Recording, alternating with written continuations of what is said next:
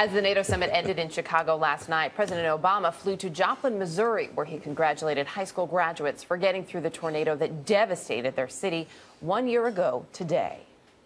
You've had to grow up quickly over the last year. You've learned at a younger age than most of us that we can't always predict what life has in store. No matter how we might try to avoid it, life surely can bring some heartache. And life involves struggles. And at some point, life will bring loss. Earlier, the president made it clear that Mitt Romney's work as a corporate takeover specialist will be a major issue in the campaign. But Jan Crawford reports that other Democrats are not as enthusiastic. Jan, good morning. Well, good morning, Charlie. The president has taken some heat from his own supporters over ads that have been attacking Romney's experience in business and his work as head of the private equity firm Bain Capital. But I got to tell you, yesterday, the president didn't back down. This is not a distraction. This is what this campaign is going to be about. Speaking to reporters in Chicago, the president all but threw down the gauntlet. When you're president, as opposed to the head of a private equity firm, then your job is not simply to maximize profits. Your job is to figure out how everybody in the country has a fair shot.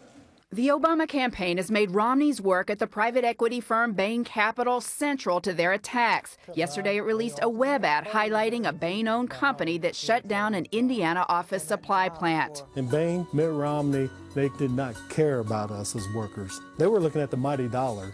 But some Democrats have criticized the president's attacks, and the Romney campaign was quick to capitalize. Have you had enough of President Obama's attacks on free enterprise?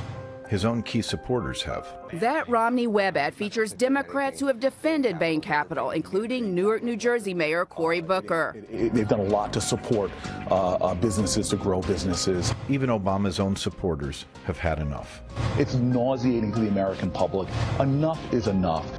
Romney argues his experience at Bain, which bought emerging or undervalued companies like Staples, Domino's, and Sports Authority and made them profitable, makes him more qualified to fix the economy than the president. But the Obama campaign is highlighting the failures, like Missouri's GST Steel, which declared bankruptcy in 2001, 2 years after Romney left Bain to run the Salt Lake City Olympics. Romney has faced this attack before, going back to his 1994 Senate run. You're not creating jobs, you're taking them away from us to put money in your pocket. And more recently from Newt Gingrich in the Republican primary. For tens of thousands of Americans, the suffering began when Mitt Romney came to town. Now, Romney campaign officials say they've been expecting this fight, and they tell CBS News they're ready for it. They think they've got the better argument that Romney's investments, they built up businesses, while President Obama gambled with taxpayer money and lost, hurting the economy and costing American jobs.